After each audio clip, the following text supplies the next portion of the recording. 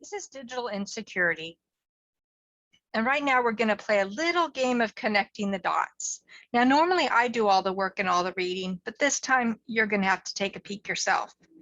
Okay, I also had a request to go back and give more information into what happened last November. I produced an entire series on what happened and even backed it up from what was about to happen, and was one of the first ones out who named the companies. In fact, I was the first one out before even the media took hold of any of this. And of course, all that was brought down. I still have copies of all that information, so when it's safe, that will come back up. But right now, that just needs to simmer a little bit. But I did want to play a little connect the dots game. And of course, there is no relationship between any of these, unless there might be. So here we go. We have this great executive order in EA that was released January 2020. Of course, if you want to read more about it, it can be found on this site right here. And I'm going to scan it quickly in case you do want to pause and read it on your own.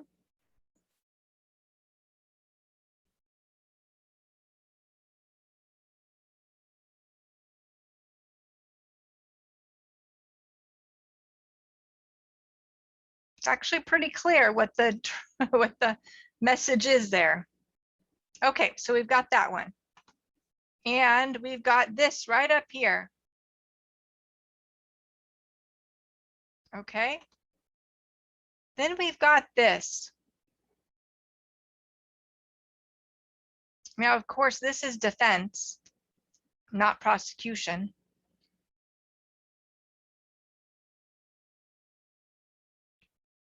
They sure have a big caseload this year.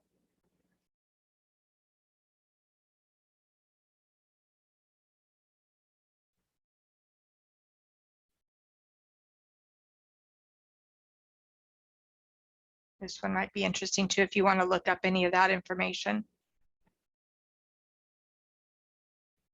Okay, so we got that. Then we'll move over here. Now this was debunked, but we know that is the direction that it moved. And you'll also notice that typically graphs are flipped the other way, where the lowest numbers are here and they grow in this direction, and also by years. Interesting manipulation, but you've got the general picture. And remember, we're just connecting the dots here, no specific connection whatsoever.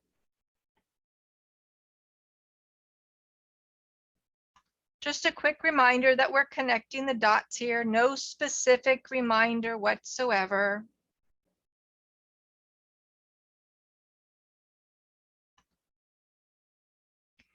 This is a Business Insider, and this is from, which is right down here. This is March of 2020. So remember what happened between March 13th and March 16th of 2020. So this is very interesting. Groupon CEO and COO just stepped down, joining a slew of executives departing in 2020. Why in the world would you leave your company when you get to rest all year? Including BG. A little bit of snippet here. Some of the names.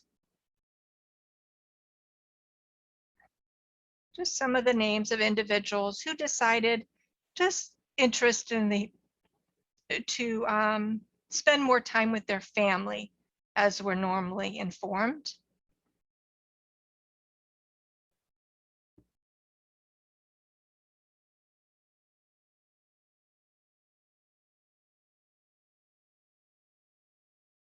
Pretty interesting group here, and they do seem to have something in common.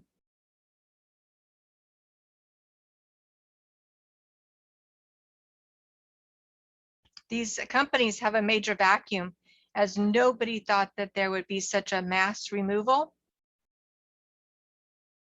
Typically, you plan and have a strategy to train another tier of individuals to prepare for these roles. But who would have thought they would have all been wiped out? I mean, wish to spend more time with family. Look, this is broad 2020 while you were sitting in your home. Look at that. Keep going. Don't want to go too fast here. All right. So you got this one now too. That was 2020. Let's take a year back again. And here we go into 2019. 4 CEOs announced their resignations just as the year was opening up. However, in 2020, nearly 150 CEOs departed just in November. That's just craziness. Let's just click on this one and see what will come up. As I was trying to load the different pages, a lot of them on these topics just wouldn't even load. So here's CNBC, and this date was December 11th, 2019. Nearly 150 CEOs departed in November in 1 month. What are the odds that all those people wanted to spend time with their families? Let's just look down this nice list of humanity. So they will get another graph there. Oh, look, at least it's, well, you get the picture. So let's just take a little peek. This is a shortened list and they want you to click somewhere else to see it. We've got Expedia in there, United Airlines. It's vast. So let's take another peek at this. Over 8,000 CEOs have stepped down during those years. This is absolutely despicable. Here's a site that go ahead and gets a little bit more into it. This one is American Digital News. This was June of 2019, and it had jumped significantly. We had been watching the tally go from, you know, I think it really hit the radar when we started to see about 700, and then it leaped to about 1,200, and then it just kept soaring. That 2,800 number was there. Clearly, it passed the 3,000, and it just skyrocketed on up to 8,000. What are the chances that you have over 8,000 executives wanting to spend more time with their family?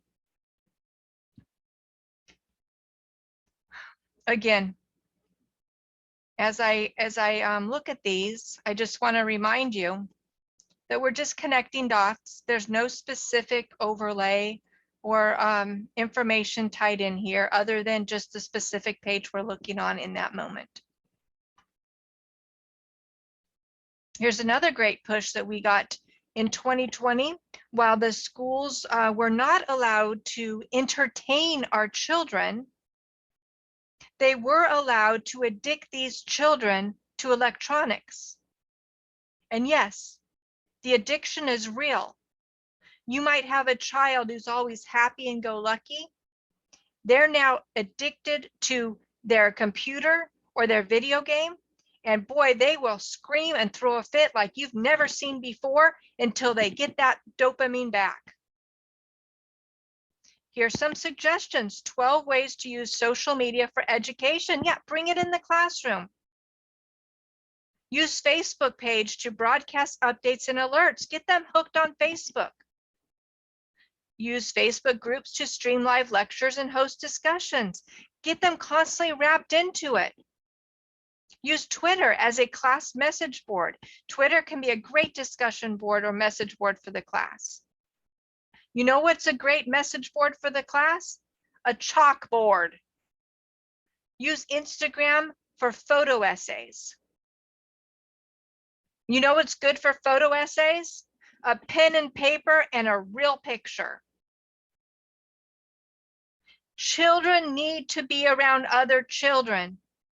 Children do not need to be tied to corporations as their next user and next product. This was absolutely despicable. And the school districts absolutely refused to lock down the machines that they gave them. Even here in Palo Alto School District, Palo Alto Unified School District, which is where the majority of the Silicon Valley executives have residences, somehow that district could not figure out how to lock down the computers for the children's safety. And all day long, one click away from that classroom was YouTube, a whole world of things a child should never see. And that's the softest one of what we're going to talk about right now. This is child abuse. This is hooking your children into a drug and tying them into companies for the rest of their lives. Let's continue here.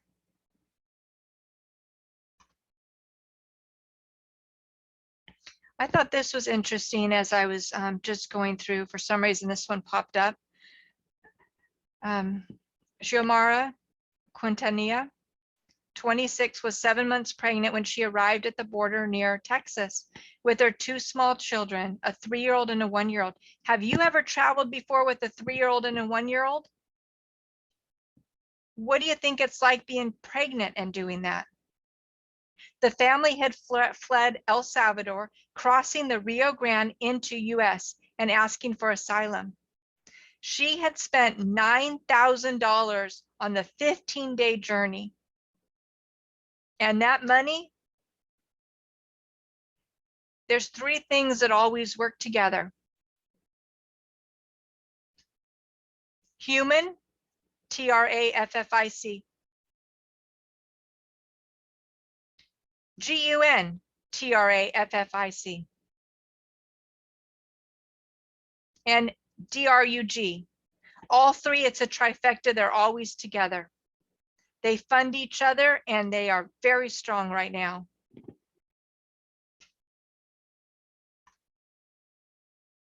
Want to know what else is happening? This was April 2021. Now, a lot came out around the April timeframe. In fact, I did an earlier post that discussed this. And yet not much coming out since then, is there? Many pregnant women now crossing to sell. Doesn't that just make your stomach turn? We need to see this. We need to be aware what's happening, and we need to stop it. These individuals are not coming here for salvation. These individuals are not coming here for a better life. They're not coming here to escape whatever it is in their other countries like we're being told. These individuals are being used. And I pray for them every day.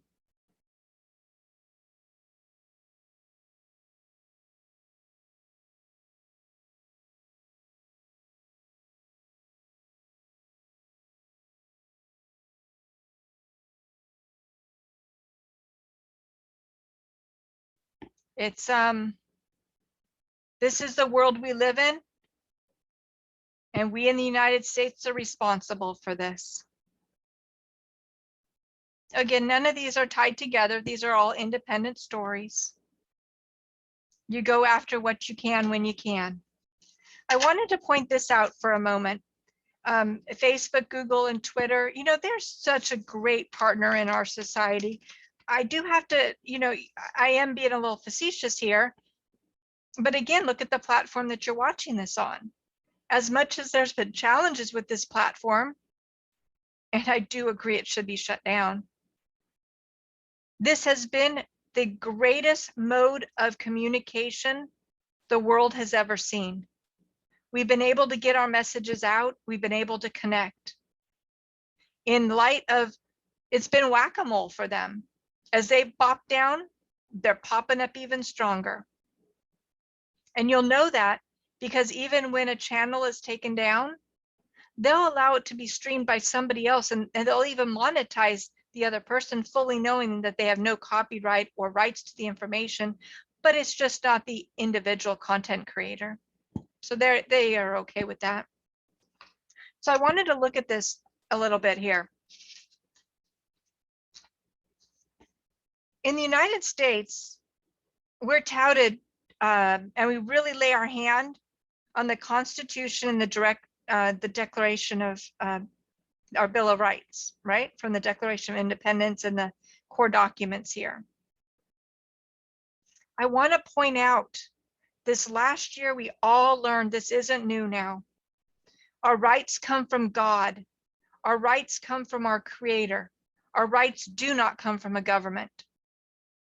In fact, these documents that we turn to and we point to, they are the shall nots. They are the government shall not, the government shall not, the government shall not. They are not, you have the right. It is the government shall not take that right away from you. A basic understanding that the rights come from our Creator. And I'll show you that. Let's see if we can, you know, I don't know that that's going to pull up right now. So we'll pull that into another video as well. But when you read the opening, you see. But what this doesn't cover is private companies. Private companies have the right to run their business in a capitalist society as they see fit, and really with minimal interruption or guidance from the government. Now, as government grows larger and larger, they encroach on those principles. And as we have cancel culture and other dividing factors, the laws, the judges, those elected have swayed more to even informing private companies that they have to follow the rights given in the Constitution. That's not what the Constitution is for. Our core documents are the shall nots for the government. And when the government overreaches, outgrows its britches, they need to be kicked out. And that's the point we're at today. But as we look here, these three companies in particular are private companies, they're not government. So do they fall under this?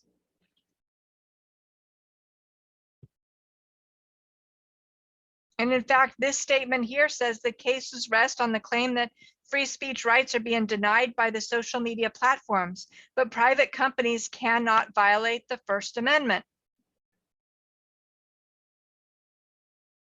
Well, we have all learned where the funding came from to start these companies. The three-letter agencies have used this system in order to manipulate us. But beyond that, because that won't be fully incorporated into the argument, these entities have grown to such a level that, one, they have a monopoly, and within that monopoly, they acquire and squash any competitor to maintain and grow that monopoly. Two, they operate now as public utilities. This is the way businesses and communication is dominant via these three platforms. They are utilities. And three, because these three have taken upon themselves in order to censor and remove content as a publisher,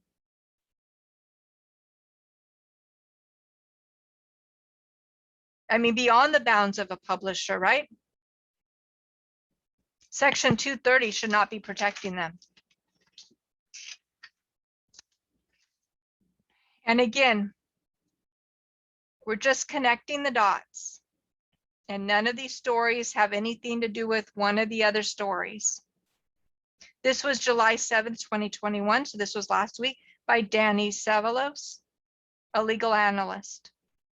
Former president announced class action lawsuits against FTG on Wednesday that seek the prompt restoration. Well, that's not really what it's seeking. He will also ask the court to impose punitive damages. Well, we can already see that this is not quite in the direction here that is supportive, but the gist is there. It's going to challenge Section 230. the Communications Decency Act, which shields social media companies from liability. It's also going to challenge the Constitution, even though I've already explained why it's outside the bounds of the First Amendment.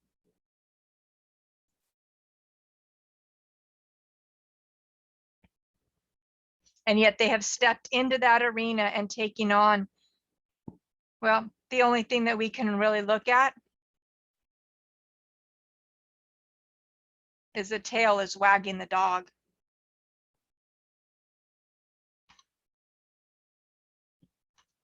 All right, well, here we go. This has been Digital Insecurity. Just a moment to be pensive and connect the dots.